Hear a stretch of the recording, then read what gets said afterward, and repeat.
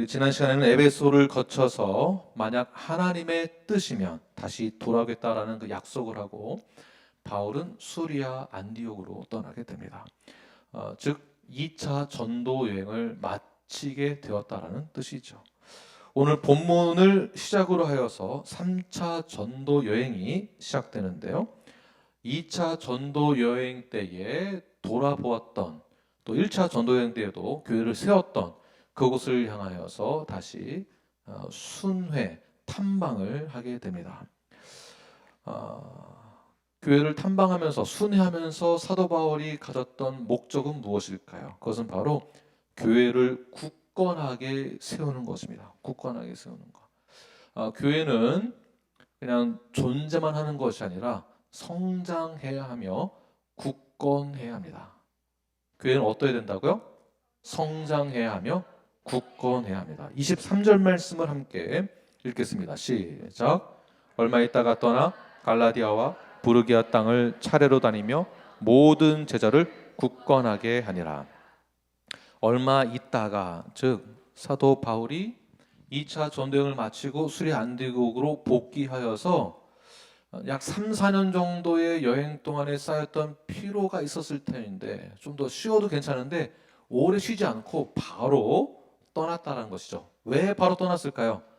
그가 세웠던 교회가 굳건하게 하는 데에 강력한 목적과 사명의식이 있었기 때문에 얼마 쉬지 못하고 바로 3차 전도여행을 떠나게 됩니다.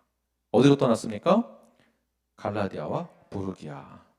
3차 전도 여행의 지도를 한번 보시게 되면 3차 전도 여행을 떠나면서 급하게 떠나야 했던 그 이유가 부르기아와 비시디아 일대와 갈라디아 지역을 돌아보기 위하여서 복음의 씨앗을 뿌린 지역에 가서 그곳에서 복음을 전했던 성도들이 자라나고 부흥이 일어났던 그 교회에 가서 믿는 자들이 많아졌다는 소식을 듣고 그 교회가 어떠한지를 돌아보고, 다시 말해서 모든 제자들을 굳건하게 하기 위해서 3차 전도여행을 바로 시작했다라는 것입니다.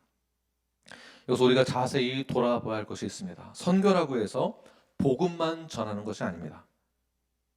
신앙생활에 있어서 예배 드리는 것만 중요한 것이 아니다라는 것이에요.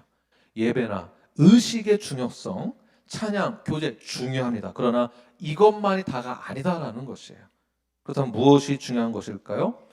사도 바울의 3차 전도 여행의 목적은 각 교회를, 세워졌던 교회를 돌아보아서 그 교회가 굳건하게 세워지고 있는지, 그리고 굳건하게 세우기 위해서 그러한 목양적 차원의 목적을 가지고 전도 여행을 떠났다라고 볼 수가 있습니다. 모든 제자들을 굳게 하는 것. 그렇다면 굳게 한다라는 것은 무엇일까요? 우리에게 있어서 무엇이 굳건해져야만 하는 것일까요? 자, 원어를 좀 살펴보니까 견고하게 하다의 원어는 스테리조라는 이 단어이고요. 스테리조의 뜻은 make fast and support라는 이 단어의 뜻이 있습니다. 여기에 견고하게 세우다라고 했을 때는 에피스테리조, 이 두 단어가 합성어가 된 거죠. 합성. 그래서 이 뜻은 강력하게 일으켜 세우다라는 뜻이 있는 거죠. 강력하게 힘을 다해서. 다시 말해서 사도 바울이 세웠던 교회, 복음의 씨앗이 뿌려졌던 교회에 관심이 많았던 부분이 무엇일까요? 성도들이 강력하고 빠르게 온전히 세워지는 데에 관심이 있었다라는 것이에요. 즉 목양의 중심, 목양의 핵심 무엇입니까? 성도들이 건강하게, 빠르고 건강하고 강력하게 세워지는 것, 성장하는 것이 목양이다. 내 양을 먹이라. 무엇을 먹이라는 것일까요? 성장하는 것을 주님께서도 요구하셨던 것이죠. 말씀을 먹고 자라게 하는 것. 그렇다면 말씀 먹고 어떠한 부분이 자라나야만 하는가? 오직 성도들의 마음이 예수 그리스도에게 고정될 수 있도록 견고케 한다는 데 뜻이 있다는 것입니다. 어디에요? 우리의 마음이 어디에? 예수 그리스도의 마음에 중심을 갖게 만들 수 있도록 견고하게 하는 것. 누가복음 9장 62절 함께 읽겠습니다. 시작. 예수께서 이르시되 손에 쟁기를 잡고 뒤를 돌아보는 자는 하나님의 나라에 합당하지 아니하니라 하시니라. 무슨 뜻일까요? 밭을 갈 때 쟁기를 가지고 한 번 파고 뒤돌아보고 또 파고 뒤돌아보면 쟁기가 삐뚤빼뚤하게 된다는 거죠. 그래서 목적을 앞에 목적을 두고 쟁기를 계속 쟁기질을 해야 또랑이 곱게 뻗어서 파지겠죠. 앞을 보고 가야 된다. 그 앞이 어디일까요? 예수 그리스도. 우리는 어떠한 방향으로 우리가 견고하게 세워져야 하는 것일까요? 우리의 마음이 예수 그리스도를 향하여서 견고하게 있어야 됩니다. 우리의 마음이 세상이 아니라 우리의 마음은 오직 예수 그리스도, 하나님의 나라.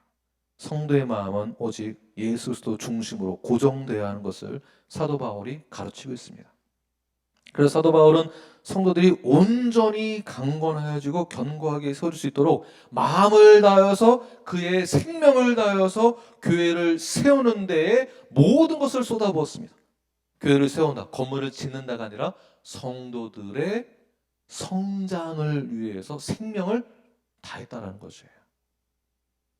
때로는 성도들을 세우기 위해서, 교회를 세우기 위해서 필요하다면 격려를 하기도 하였고, 때로는 성도들을 세우기 위해서, 교회를 세우기 위해서 치리 및 징계를 하기도 하였습니다. 교회는 그렇게 해서 건강하게, 견고하게 세워지는 것입니다. 성도들이 건강하게 성장하는 것, 굳건하게 세워지는 것이 바로 교회가 세워지는 것입니다. 자, 교회가 세워진 것 무엇이라고요? 방금 말한 것을 성도들이 건강하게 성장하는 것이 교회가 견고해지는 거다. 자, 교회가 견고해지는 게 뭐라고요? 성도들이 아우나 이러지 마시고 옆 사람에게 당신이 건강하게 세워지는 것이 교회가 세워지는 겁니다.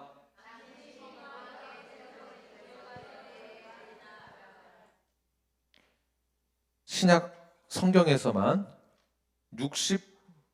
68번이나 반복해서 견고해져야 된다라는 이 단어가 등장하게 됩니다.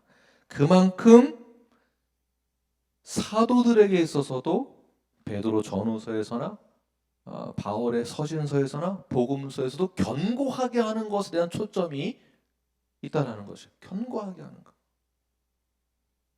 왜 견고해지는 것이 중요할까요? 왜 성장하는 것이 중요할까요? 그 당시에 교회들은, 또 믿는 자들은 유대인들로부터의 핍박이 있었습니다. 바울만 핍박을 받은 것이 아니라 교회도 핍박이 있었고 믿는 자들도 핍박이 있었습니다. 당시 이단들, 당시 잘못된 거짓 교사들에 의해서도 교회는 흔들릴 수 있었고 성도들이 분파가 생기기도 하였습니다. 잘못된 신앙의 길로 가거나 신앙을 포기하는 경우도 있었습니다. 그래서 견고케 하는 게 중요하다는 거죠. 그렇다면 요즘 어떻습니까? 요즘은 신앙생활을 편하게 할 수 있는 시대인가요? 그렇지 않습니다. 우리 또한 여러 가지 기타 등등의 문제들로 인하여서 신앙을 포기하거나 잘못된 교리와 가르침으로 인하여서 이단에 빠진다든지 하는 경우들이 있습니다. 신앙생활은 결코 편안하게 즐기면서 하는 것이 아닙니다. 나 좋으라고 그냥 편안하게, 나만 좋으라고 나에게만 유익되게끔 하는 것이 신앙생활이 아닙니다. 신앙생활을 한다는 것은 세상의 가치관, 세상의 세계관으로부터의 공격 가운데에서 우리의 신앙과 신념을 지켜내는 것입니다. 이게 얼마나 어렵습니까? 신념을 지키는 것이, 우리의 신앙을 지키는 것. 여기에는 엄청난 노력도 필요합니다.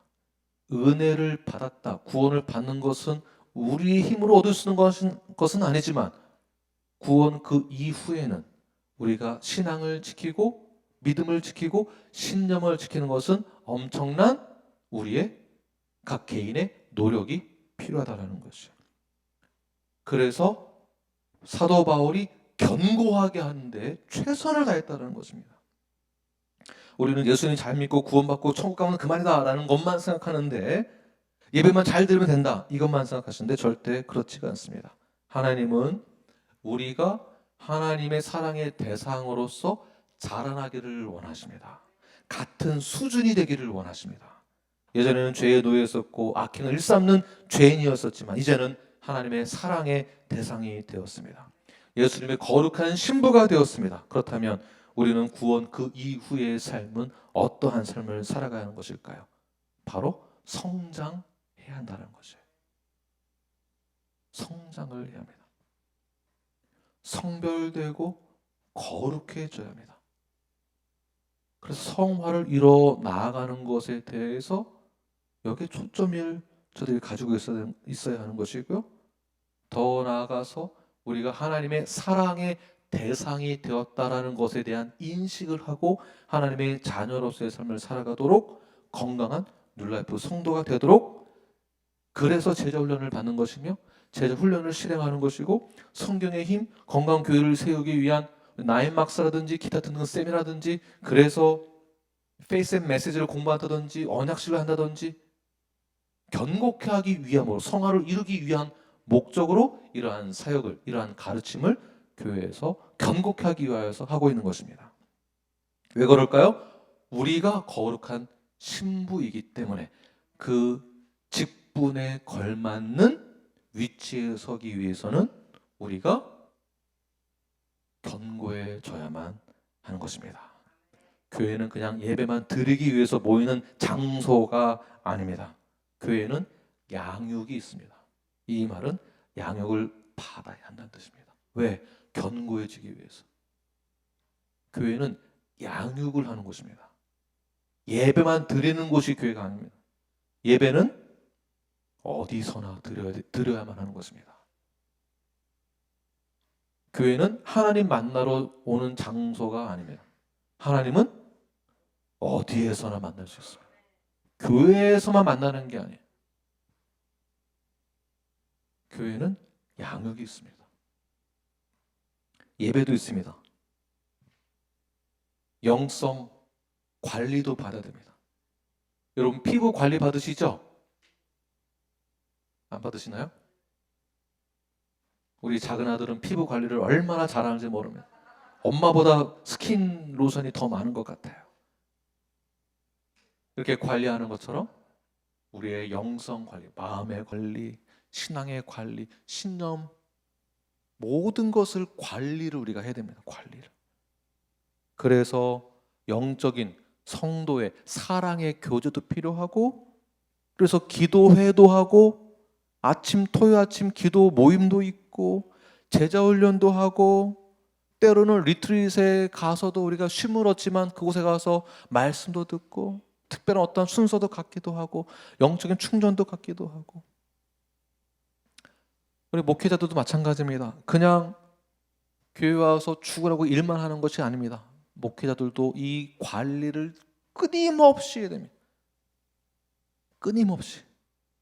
이 관리가 안 되면은 직분만 목사이지 전혀 영적인 힘이 없는 상태로 바뀌게 됩니다. 그래서 토요일 아침 10시에는 우리 목사님들, 사모님들, 우리 사역자들 모여서 또 관리를 받습니다. 어떤 관리일까요? 피부 관리가 아니라 말씀을 통해서 관리를 합니다. 영성 관리.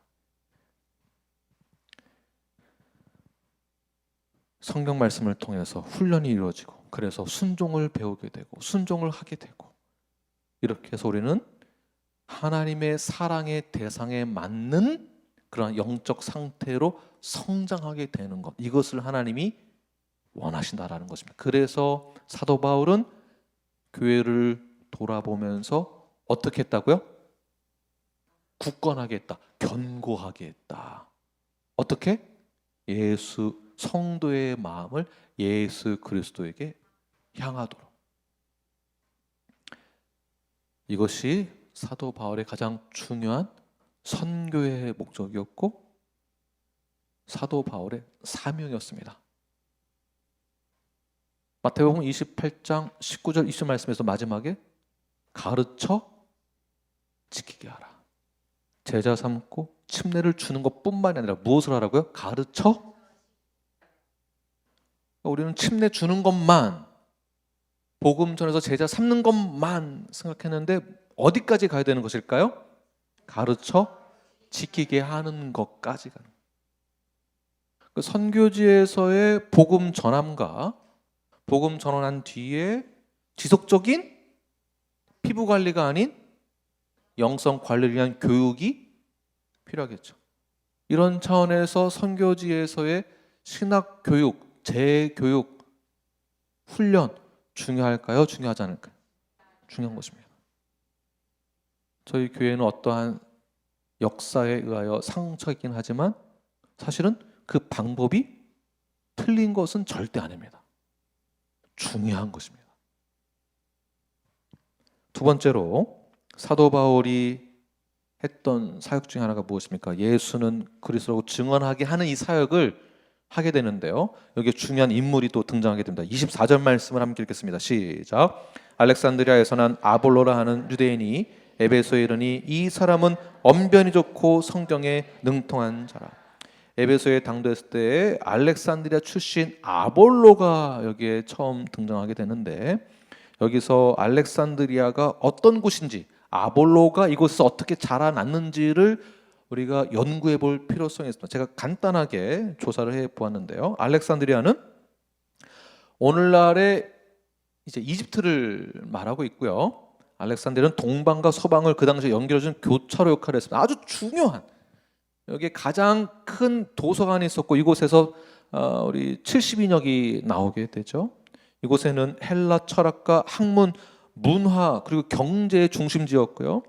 알렉산드리아를 알렉산더 대왕이 점령했을 때부터 애굽과 로마, 헬라인 유대인들이 모여 살게 되는데 유대인이 이곳에서만 약 전체 인구 중에 3분의 1을 차지했습니다. 굉장히 많다라는 거예요.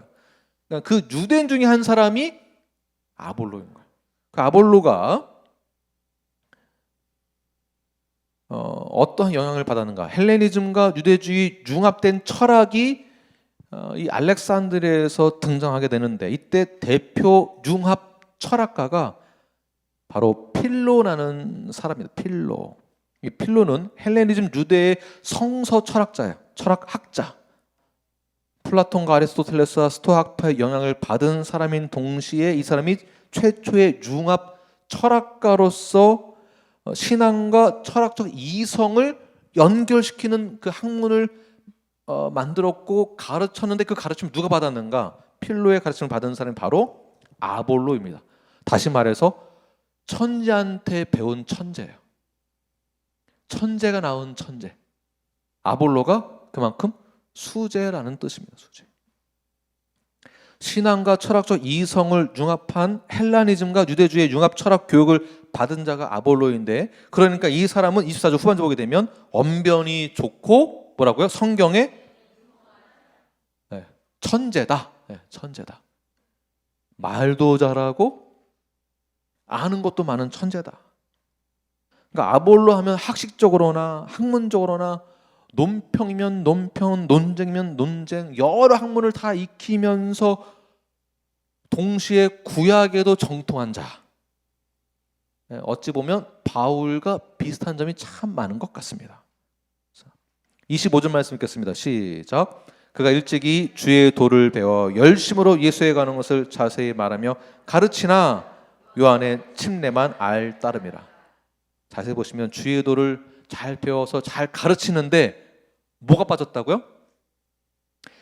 예수님에 대한 것도 잘 가르치긴 하는데 그 중에서 요한의 침례만 알았다. 다시 말해서 이 말은 반대말로 뭔가 빠졌다. 뭔가 빠졌다. 아볼로가 뛰어난 사람인 것은 확실한데 가방끈이 아주 긴 사람이기는 한데, 그렇다고 해서 그가 가진 지식이, 학문이 완전하지는, 그 누구도 완전한 자는 없다라는 뜻이 될 것입니다. 없다. 그럼 무엇이 부족했는가? 요한의 침례만 알았다라는 뜻인데, 그렇다면 그는 요한이 전한 메시지는 무엇입니까? 광야에서 외쳤던 소리 무엇입니까? 회개하라죠. 회개하라. 그러니까 회개하라. 그리고 예수님이 이제 뒤에 오신다. 그러니까 여기까지만 알았다라고 보는 것이겠죠. 그러면 무엇을 놓쳤다라고 보는 것일까요? 오실 예수님이 어떠한 분이신지를 몰랐다라는 거예요. 어떠한 분이신지. 그러니까 회개하라까지는 알겠는데 그가 메시아다라는 걸 몰랐다라고도 볼 수 있겠죠. 마태복음 3장 11절 말씀 함께 읽겠습니다. 시작. 나는 너희로 회개하기 위하여 물로 침례를 베풀거니와 내 뒤에 오시는 이는 나보다 능력이 많으시니 나는 그의 신을 들기도 감당하지 못하겠노라. 그는 성령과 불로 너에게 침례를 베푸실 것이요. 성령과 불로 침례를 베푼다. 다시 말해서 예수님이 땅 가운데 오셔서 왜 죽으셔야만 했는지, 그리고 왜 부활을 하셔야만 했는지, 왜 승천하시고 왜 다시 오셔야만 하는지, 그가 왜 우리의 메시아인지를 정확히 알아야만 한다는 것이죠. 근데 그거를 몰랐다는 것입니다. 예수님이 우리에게 어떠한 분이신지를.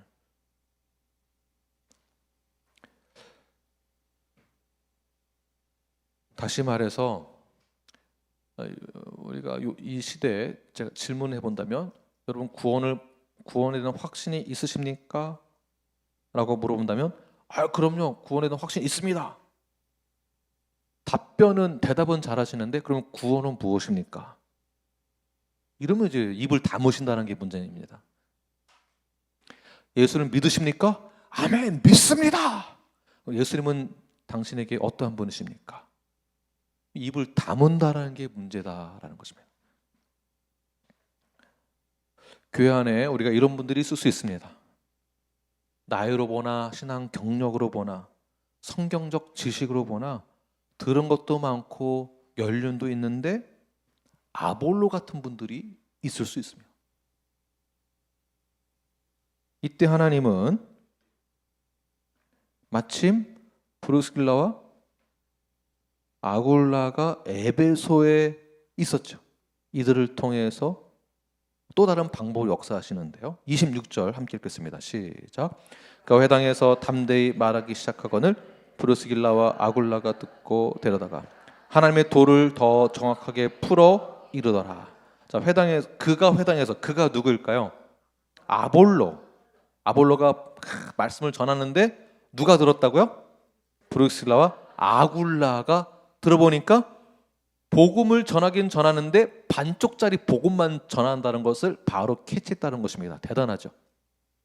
그래서 어떻게 해요? 아굴라가 듣고 데려다가, 그러니까 어떻게 데려갔을까요? 살짝 데려가다. 제가 이제 한번 상황을 한번 머릿속에 그려보세요. 브루스라와 아굴라의 직업은 무엇일까요? 네, 그러니까 한마디로 장사하는 사람이죠. 장사하는 사람, 또는 뭐 건축가라든지 사업가. 자, 사업가고 아볼로는 어떠한 사람이죠? 학자, 교수, 가방 낀 긴 사람. 본인이 강의를 해놓고서는 사업가가 또는 장사꾼이 당신 그 복음 반쪽짜리 복음이에요. 제가 알려드릴게요. 가시죠 했다라는 거겠죠. 데려다가, 근데 아볼로가 어떻게 했다는 뜻인가요? 이 사람 어디 건방지게 나보다 가방끈 길어? 이러지 않고 어떻게 했다고요? 여기에 아볼로에게 박수를 쳐줘야 됩니다. 감히 어디서, 나이도 어린 게, 감히 어디서 이민 온 지 얼마 되지도 않은 사람이, 감히 어디서 신앙 경력이 짧은 사람이 나한테 뭘 가르치려고 그러나가 아니라 어떻게 해요? 따라갔다. 근데 따라갔다라는 것도 사실은 아볼로가 박수 받을 만하지만 따라가게 해주신 분이 누구실까요? 성령님이 아볼로에게 그런 감동을 주시고 그 말씀을 듣게 하고, 그래서 어떻게 했습니까? 하나님의 도를 더 정확하게, 그러니까 알긴 알았지만 더 정확하게 풀어줬다. 더 정확하게 풀어줬다. 이 사역이 중요하다는 것입니다. 그냥 믿습니다 이것만이 아니고 찬양만 열심히 부르고 출석만 잘하는 게 아니라 어떻게 될까요? 성경의 뜻, 하나님의 도를 우리가 이해하는 게 이만큼 중요하다는 거예요. 왜? 성장해야 되니까. 견고해져야 되니까. 영적으로 거듭난 브룩스라 아굴라가 회당에서 설교하고 있는 아볼로를 교정시켜주게 된 거예요. 교정시켜주죠. 말씀의 핵심은 이런 거다. 십자가의 부활은 이런 거다. 그리스도가 바로 예수다. 그가 바로 우리의 메시아다. 예수님이 우리에게 구원자가 되신다. 그분이 우리의 왕이시다. 교회의 머리시다. 이것을 계속 가르쳐 주었다라는 것입니다. 자, 우리도 성도라고 하는데, 믿는 자라고 하는데, 봉사도 잘하고 섬기는 것도 잘하고, 그런 분은 또 성격도 좋아요. 어떻게 보면 성격도 참 좋아요. 옆 사람하고 한번 말씀해 보십시오. 당신은 성격 참 좋습니다. 네. 봉사도 참 잘하십니다. 섬기는 것도 참 잘하십니다. 성격도 좋은데 말씀하세요. 헌신도 잘하는데 핵심이 빠져 있습니다.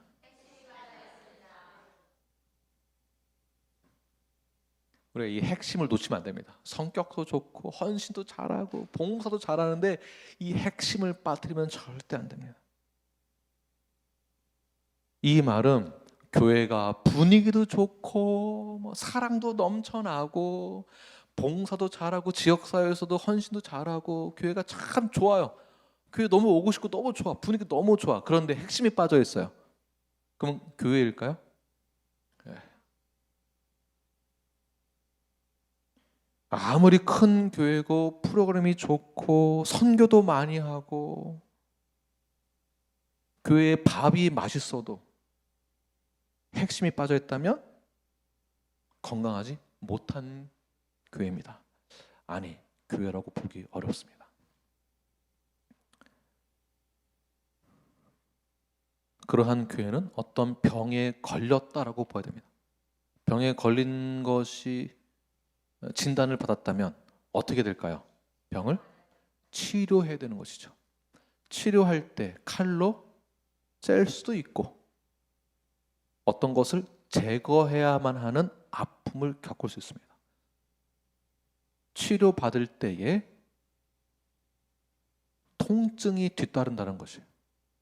통증 이후에, 수술 이후에 사이드 이펙트가 있을 수 있습니다.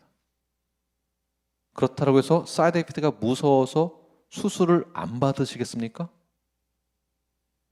고통이 뒤따른다고 해서 수술을 안 받으시겠습니까?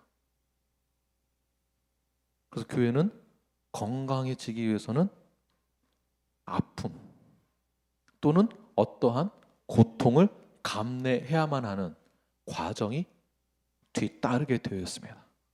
그 과정이 있다고 해서 우리는 건강한 교회를 포기해서는 안 되는 것입니다. 처음 브루스길라와 아굴라가 바울을 만나기 전의 상태 기억하십니까? 로마에서 쫓겨나서 고린도 지역까지 올 때 그들은 종교심이 많은 자였었지만 예수 그리스도에 대해서는 정확히 알지를 못했던 그들의 상태를 바울이 캐치하고 나서 그들과 함께 텐트 메이커로서 일을 하면서 제자 훈련에 들어가게 되죠. 그 뒤에 그 부부들이 어떻게 바뀌었습니까? 진짜 예수님을 만나게 되고 건강한 교회가 무엇인지를 깨닫고 난 다음에 그들의 삶의 방향이 완전히 바뀌었습니다. 예수 그리스도를 향한 그 마음으로 옮겨지게 되었고 사명자가 되었습니다. 반쪽짜리 믿음을 가지고 있다가 제자 훈련을 통하여서 완전한 하나님의 자녀됨이 무엇인지를 깨닫게 되고 구원 그 이후의 삶에 대한 고뇌를 하고 고뇌한 것에 대해서 실천을 하는 자가 되었습니다. 다시 말해서 이 부부가 바울로부터 배웠던 것을 아볼로에게 그대로 전수해 주게 됩니다. 제자 훈련에 들어가게 된 것이죠. 하나님의 도를 어떻게 해요? 더 정확하게 풀어 이르렀다. 하나님의 도를 더 정확하게 풀어 이르렀다. 이 말은 우리 모두가 성도로서 하나님의 도를 더 정확하게 알아야만 한다라는 것이 됩니다. 이 사역이 가르침을 전하고 지키게 하는 이 사역이 이만큼 중요하다는 것이겠죠. 예배를 드리는 것만 중요한 게 아니고 예배를 드리는 것만큼 가르쳐 지키는 것도 동일하게 중요하다. 동일하게. 지금까지 저희들의 신앙의 여정 가운데에서 예배가 강조되었다면 지금은 예배가 덜 강조되는 것이 아니라 예배가 강조되었던 것만큼 가르쳐 지키게 하는 것 또한 중요하다는 것을 깨닫고 이 사역에도 저희들이 전념을 해야만 합니다. 우리가 예배 드리는 데 열광하지만 예배의 대상에 대해서 알지 못한다면 그것은 가짜 예배가 되는 것입니다. 복음을 제대로 이해하지 못하고 어떻게 믿음이 견고해질 수 있겠습니까? 교회 출석이 중요한 게 아닙니다. 예배 드린 것만이 중요한 게 아닙니다. 내가 어떠한 마음으로 견고해져야 하는가. 이것이 중요한 것이죠. 하나님의 도를 정확히 아는 것, 복음을 이해하는 것. 그래서 하나님의 도란 25절에서 말하는 주의 도와 같은 것입니다. 다시 말해서 죄인들을 구원하기 위해서 예수 그리스도를 하나님께서 보내주시고 그 구원 계획을 이루기 위하여서 예수님이 순종하셨고 그 순종하심을 통하여서 그의 죽으심과 부활과 승천하심과 다시 오실 예수 그리스도를 기대하는 그 마음을 가지고 우리가 살아내는 것, 이 땅 가운데서 살아내는 것, 이것이 복음의 핵심임을 아볼로가 깨닫고 난 뒤 사도행전 17장 3절 말씀 읽겠습니다. 시작. 뜻을 풀어 그리스도가 해를 받고 죽은 자 가운데서 다시 살아날 것을 증언하고 이르되 내가 너에게 전하는 이 예수가 곧 그리스도라 하니. 사도 바울도 계속 전하는 것이 무엇입니까? 뜻을 계속 푸는 것. 우리가 십계명이 무엇인지는 들어서 알고 있지만 십계명이 지금도 유효한지를 아리송해하는 분들이 있으면은 안 되죠. 이 계명을 내가 왜 지켜야 하는가? 만이 아니라 이 계명 가운데 하나님의 어떠한 뜻이 있는가? 우리는 왜 이것을 지켜야 하는가에 대해서도 이해를 해야 하는 것이고요. 성경이 66권이라는 것은 알고 있지만 아브라함이 왜 우리의 믿음의 조상이 되는지는 잘 이해가 안 된다면 이게 무슨 소용이겠습니까? 그래서 하나님의 뜻을 아볼로가 다시 이해하게 되었고 그리고 그가 그 제자 훈련의 시간을 거치면서 성장하게 되죠. 성장합니다. 자, 우리 눌라이프도 성장을 해야만 합니다. 성장을 해야만 합니다. 아볼로처럼 브루스길라와 아굴라처럼 우리는 성장을 해야만 합니다. 27절 말씀을 함께 읽겠습니다. 시작. 아볼로가 아가야로 건너가고자 하므로 형제들이 그를 격려하며 제자들에게 편지를 써 영접하라 하였더니 그가 감에 은혜로 말미암아 믿은 자들에게 많은 유익을 주니. 결국 성장하여서 아볼로가 어떻게 쓰임받게 되나요? 네, 많은 믿는 자에게 더 유익을 주게 되죠. 믿는 자들에게. 믿지 않는 자들에게는 복음의 씨앗이 뿌려져야 되는 것이고요. 복음의 씨앗이 뿌려진 곳에는 어떻게 됩니까? 믿는 자들에게 유익이 되는 것, 성장하는 데 있어서. 이것이 아볼로의 사명이고요. 아볼로의 사명이 이렇게 변하고 성장하게 되었다고 볼 수 있습니다. 그렇다면 믿는 자에게 유익이 됐다는 것은 우리에게 있어서도 어떠한 유익을 말하고 있는 것일까요? 우리의 신앙 가운데에서 여러분들은 믿음 생활을 잘한다고 했을 때 어떠한 유익이 있기를 원하시는가요? 이참에 돈 잘 한번 벌어보자. 주여 주시옵소서. 우리 사업 잘 될 줄 믿습니다. 장사 잘 되고 돈 많이 버는 유익을 원하십니까? 아니라고는 못하시겠죠. 성공만을 바라십니까? 아니라고는 못하시겠지만 그러나 우리의 최종적 목적과 우리의 궁극적인 유익은 무엇인가?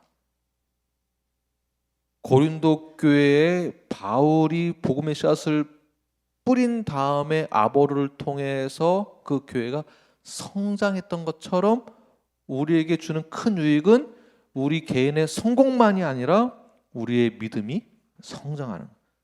고린도전서 3장 6절 말씀 함께 읽겠습니다. 시작. 나는 심었고 아볼로는 물을 주었을 때 오직 하나님께서 자라나게 하셨나니. 또 나오죠. 자라나는 거. 우리 옆 사람에게 이렇게 선포하죠. 자라나시기 바랍니다. 자라나십시오. 성장하십시오. 성숙하십시오. 네, 아이들이 자라나는 거. 우리 제가 아빠니까 자녀가 있겠죠. 저희 자녀들을 보니까 키도 자라고 나이도 먹고 자라는데 키만 자라는 게 아니라 나이만 먹는 게 아니라 우리 자녀들이 영성도 자라나는 것을 제가 매일매일 발견하게 됩니다. 말이 달라지고 말씀을 적용하는 게 달라지고. 그런데 적용하는 것, 말씀대로 살아내는 것이 달라지지 않은 상태에서 3, 40년을 그냥 보낸다? 어린아이 수준에 머물러 있다? 나이는, 신앙 경력은 70년, 80년이 됐는데? 그럴 수 없습니다. 그래서 성경에서도 계속 자라나게 하는 것, 견고하게 하는 것.